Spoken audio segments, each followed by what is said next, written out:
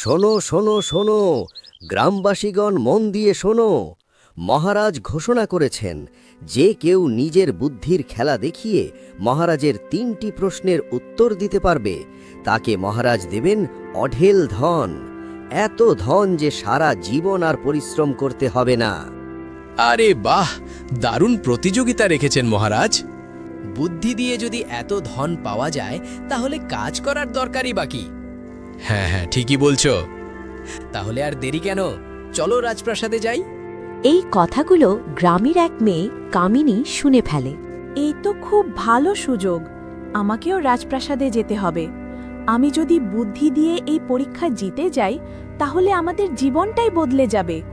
আমার এখনই নীরার সাথে কথা বলতে হবে। নীরা, কি করছিস? চল রাজপ্রাসাদে যাই। রাজপ্রাসাদে কেন? সেখানে কি করতে হবে? আরে নীরা, মহারাজ বুদ্ধির 3টি পরীক্ষা রেখেছেন। যে তাতে উত্তীর্ণ হবে সে প্রচুর ধন সম্পদ পাবে। তুই তো জানিসই আমার অনেক বুদ্ধি। আমি তো এই পরীক্ষায় নিশ্চয়ই জিতে যাব। চল তাড়াতাড়ি যাই। না দিদি, যেতে হবে না। যদি আমাদের কোনো ভুল হয়ে যায়, তবে মহারাজ আমাদের শাস্তি দেবেন। আরে তুই চিন্তা কেন করছিস? আমি যখন আছি তখন ভয়ের কিছু নেই। তুই জানিস না তোর বোনের বুদ্ধি কত তীক্ষ্ণ। এখন চল, সময় নষ্ট করিস না। এমনিতেও তো তুই শুনবি না। এক টাকার জন্য আমরা 2 অনাথ বোন মুখাপেক্ষী হয়ে আছি। কে জানে, এই উছিলায় হয়তো দুবেলা ভাতের জোগাড় হয়ে যাবে। শেষে নীরা রাজি হয়। 2 বোন রাজপ্রাসাদের দিকে রওনা দেয়। আচ্ছা, তাহলে তোমরা নিজের বুদ্ধির পরিচয় দিতে চাও। এবার বলো, তোমাদের মধ্যে কে নিজের বুদ্ধির খেলা দেখাতে চাও? মহারাজ, আমি এই প্রতিযোগিতা জিততে চাই। আমি আমার বুদ্ধি দিয়ে করে দেখাবো। শোনো, এটা কোনো সাধারণ প্রতিযোগিতা নয়, এটা বুদ্ধির আসল খেলা। যে এতে বিজয়ী হবে সে আমাদের রাজকুমারের সাথে বিবাহ করার সুযোগ পাবে, আর যে হেরে যাবে তাকে যাবজ্জীবন কারাদণ্ড দেওয়া হবে। এটা যদি আগে জানতাম, তবে আমি নীরাকে কখনো সাথে আনতাম না। এখন কি করি? আমাকে জিততেই হবে, না হলে নীরা জিতে যাবে। তখন আমাকে এই প্রাসাদের দাসী হয়ে থাকতে হবে। আরে, কি ভাবতে বসলে? জবাব দিচ্ছ না কেন? মহারাজ, আমি প্রস্তুত। আমি এই পরীক্ষা দেব। আর তুমি কিছু বলছো না কেন? মহারাজ, আমরা 2 বোন। আমাদের খুব বেশি বুদ্ধি নেই, কিন্তু আমি আমার পুরো চেষ্টা করব। ঠিক আছে, প্রথম পরীক্ষায় তোমাদের বুদ্ধি যাচাই করা হবে, কথা দিয়ে নয়, আচরণ দিয়ে। তারপর 2 বোন কামিনী ও নীরাকে একটি ছোট ঘরে নিয়ে যাওয়া হয়। ঘরের এক কোণে একটি সোনায় ভর্তি লোহার বাক্স। এই ঘরে তোমরা সারা রাত থাকবে। এখানে যে সোনার বাক্সটি রাখা আছে তার দায়িত্ব তোমাদের 2 জনের। সকালে রাজসভায় দেখা হবে। শুভরাত্রি। এই বলে বিদায় জানিয়ে তিনি চলে আসেন।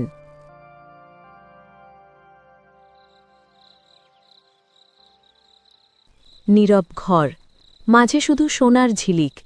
নীরা এক কোণে চুপচাপ বসে আছে। কামিনীর চোখ বারবার সোনার দিকে যায়। এত সোনা! এই সোনা সামনে রেখে কি চোখে ঘুম ধরা দেয়? তাছাড়া এই নীরা তো একটা গাধা, ও তো এগুলো ছুঁয়েও দেখবে না। কেউ তো আর দেখছে না। একটু নিলে কে জানবে? রাত গভীর হলে কামিনী আস্তে করে উঠে দাঁড়ায়। বাক্সটি থেকে কয়েকটি সোনার মুদ্রা নিয়ে নেয়। এই সোনা এখন আমার। কেউ জানতেও পারবে না আমি এগুলো নিয়েছি।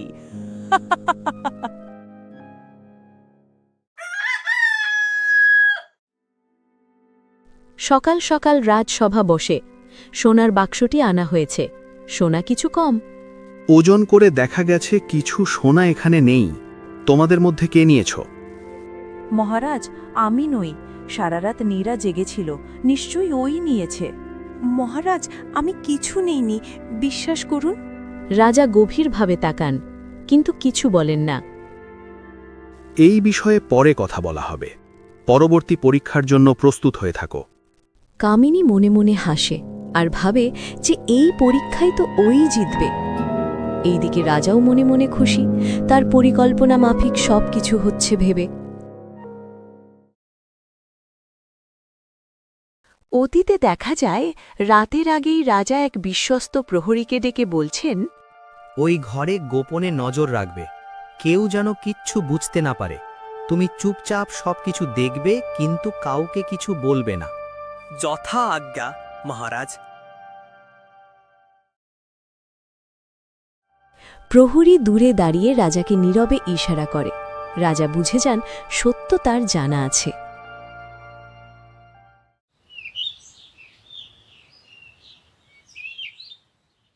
এবার তোমাদের দ্বিতীয় পরীক্ষার পালা। আজকে দুজনকে দুটো স্বর্ণমুদ্রার পুটলি দেওয়া হবে।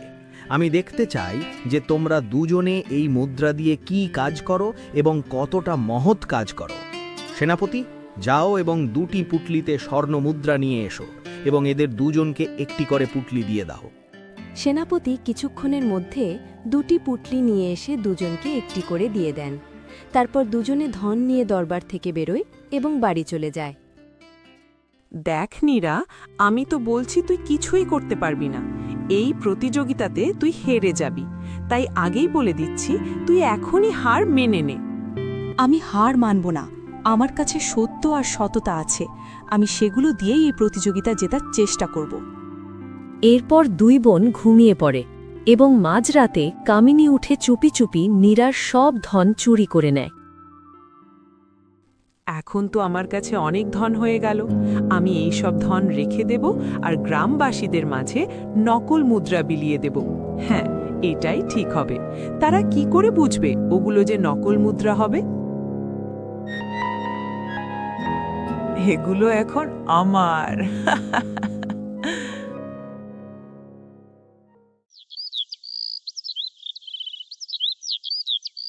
সকাল হতেই কামিনী বেরিয়ে পড়ে নকল মুদ্রা বানানোর উদ্দেশ্যে। সেজন্য সে চলে যায় গ্রামেরই এক শেখরার কাছে। আরে, এ কি কামিনী, তুমি আমার কাছে এসেছ? সব ঠিক আছে তো? আমার নকল মুদ্রা চাই, এমন যেন কেউ চিনতে না পারে। এ তো ভুল কাজ। যদি কেউ জানতে পারে তবে তোমার শাস্তি হতে পারে। সেই চিন্তা আপনি করবেন না।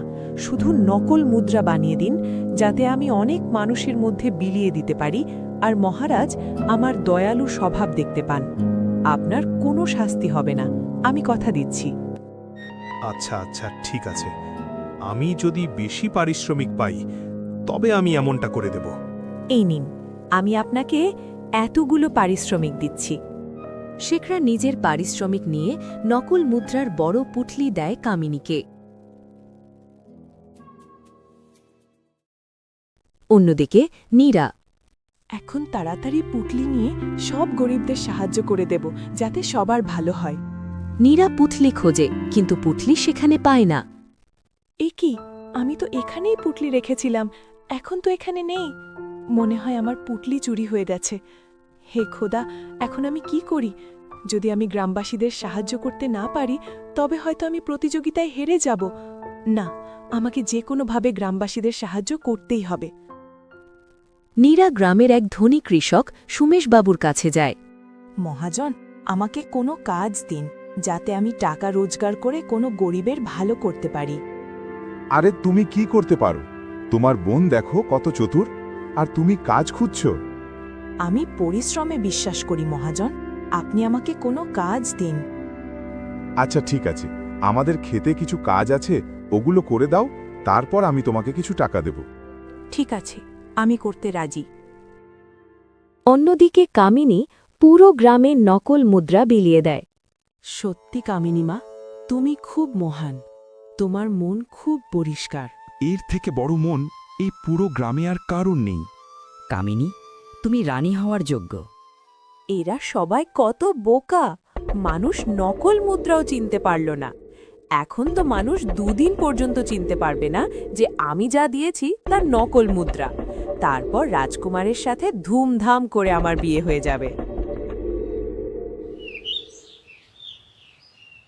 নীরা সকাল থেকে সন্ধ্যা পর্যন্ত মহাজনের দেওয়া ক্ষেতের সব কাজ করে এবং সন্ধ্যায় সুমেশবাবুর সাথে দেখা করে। তুমি খুব পরিশ্রম করেছ মা, এই নাও তোমার পারিশ্রমিক। আজ তাহলে আসছি মহাজন। নীরা নিজের পারিশ্রমিক নিয়ে আসতে আসতে সন্ধ্যা ঘনিয়ে যায়। সে আসার পথে দেখে এক লোক ডুকরে কাঁদছিলেন।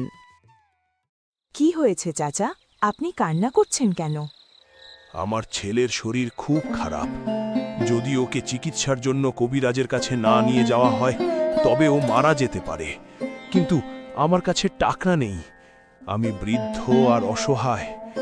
এখন কি করি বলো, আমি কি করি? আপনি এগুলো আপনার বাচ্চার চিকিৎসার জন্য নিয়ে যান। টাকার অভাবে কারো প্রাণ যেতে দেওয়া বড় পাপ হবে। তোমাকে অনেক অনেক ধন্যবাদ মা। তোমাকে বলে বোঝাতে পারবো না তুমি আমার কত বড় উপকার করলে। এত পরিশ্রম করে কামিয়েছিলাম, কিন্তু যদি আমি না দিতাম তবে ওই বাচ্চাটির প্রাণ চলে যেত। যাক, আমার পরিশ্রমের টাকা সঠিক কাজে লাগবে।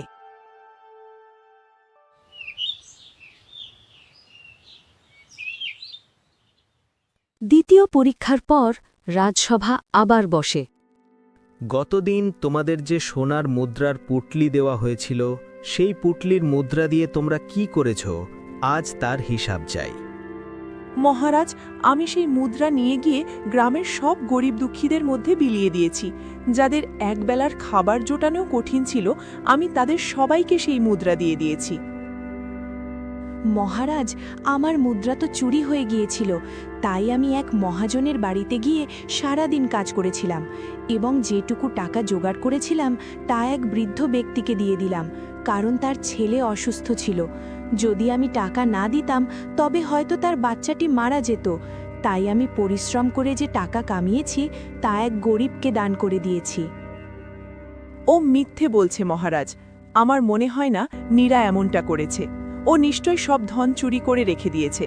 তুমি একই কথা বলছো কামিনী দিদি? আমি তোমার বোন, বোনের ওপর কেন অপবাদ দিচ্ছ? তুই আমার বোন, তার মানে এই নয় যে আমি অন্যায় সঙ্গ দেব। এই পরীক্ষার ফলাফলও এখন দেওয়া হবে না, কারণ তৃতীয় পরীক্ষার পর সবগুলোর ফলাফল একবারে ঘোষণা করা হবে।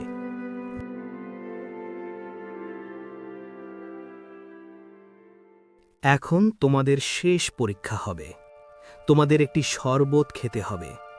সেই শরবতে বিষ মেশানো থাকবে, কিন্তু যার মন সৎ, যার মধ্যে অহংকার নেই, যার ভেতরে লোভ নেই, তার কোনো ক্ষতি হবে না। আর যার মন অসৎ, এই শরবত পান করলে তার মৃত্যু ঘটবে। না, আমি তো সোনা চুরি করেছি, মিথ্যা বলেছি। আমি এটা খেতে পারবো না। শরবত খেলে যদি আমার মৃত্যু হয় তবে আমার রানী হবার স্বপ্ন স্বপ্নই থেকে যাবে। এবার বলো, তোমরা রাজি তো এই পরীক্ষা দিতে? মহারাজ, প্রাণের ঝুঁকি নেওয়া কি বুদ্ধিমানের কাজ? মহারাজ, আমি জানি আমি কারো ক্ষতি করিনি, আমি ভয় পাই না। আপনি শরবত আনতে বলুন, আমি শরবত খেতে রাজি। দাসী শরবত নিয়ে উপস্থিত হয়। নীরা শরবত নিয়ে সেটি খেয়ে নেয়। উপস্থিত সবাই অবাক, নীরার কিছু হয়নি। এই শরবতে কোনো বিষ ছিল না।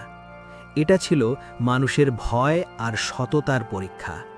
যে অসৎ সে ভয়ে পিছু হটে, আর যে সৎ সে মৃত্যুর ভয়কেও অতিক্রম করে।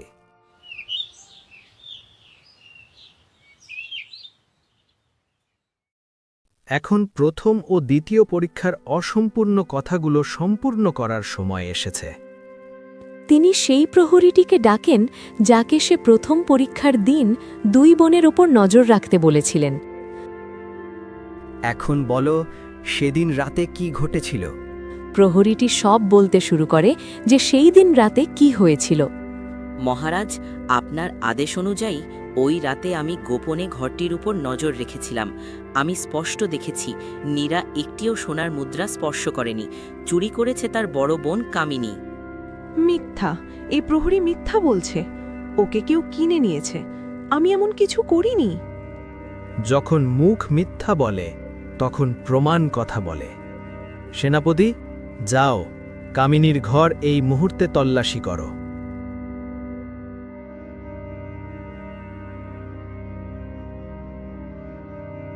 কিছুক্ষণের মধ্যেই সেনাপতি কামিনীর ঘর তল্লাশি করে ফিরে আসে এবং তার সাথে দুজন গ্রামবাসীও রাজসভায় উপস্থিত হয়। মহারাজ, কামিনীর সিন্দুক থেকে চুরি হওয়া সোনার মুদ্রা পাওয়া গেছে। মহারাজ, আমি কিছু বলতে চাই। গতকাল আমার ছেলের অবস্থা খুবই শোচনীয় ছিল। আমি গরিব মানুষ, চিকিৎসা করানোর মতো আমার কাছে টাকা ছিল না। এই নীরা মেয়েটি আমাকে টাকা দিয়ে সাহায্য করেছিল। মহারাজ, কামিনী আমাদের যে মুদ্রাগুলো বিলিয়েছিল সেগুলো সব নকল। এই নকল মুদ্রা ও গ্রামবাসীদের মধ্যে বিলিয়েছে নিজেকে দয়ালু প্রমাণ করার জন্য। হ্যাঁ মহারাজ, আমি সব করেছি। আমি রানী হতে চেয়েছিলাম, গরিব থাকতে চাইনি। ভয় পেয়েছিলাম নীরা আমার চেয়ে ভালো প্রমাণিত হবে এবং রানী হয়ে যাবে ভেবে। তুমি কি চাও তোমার বোনের কঠোর শাস্তি হোক? মহারাজ, ও আমার দিদি, ও ভুল করেছে। একটিবার সুযোগ দিন। একবার ভুল করলে দ্বিতীয়বার সুযোগ দেওয়া উচিত বলে আমি মনে করি। নীরা, তুমি 3 পরীক্ষায় সততা, ধৈর্য ও সাহসের পরিচয় দিয়েছ। তুমি এই প্রতিযোগিতার বিজয়ী, এই রাজ্যের ভবিষ্যৎ গর্ব। তোমার সাথেই রাজকুমারের বিবাহ হবে, আর তুমি আজ থেকে রাজপ্রাসাদ থেকে নির্বাসিত। পরিশ্রম করে জীবন কাটাবে, যাতে বুঝতে পারো সততা কত মূল্যবান। এরপর কামিনী কাঁদতে কাঁদতে রাজ্য থেকে বেরিয়ে যায়, আর রাজা ধুমধাম করে নীরা ও রাজকুমারের বিয়ে দিয়ে দেন।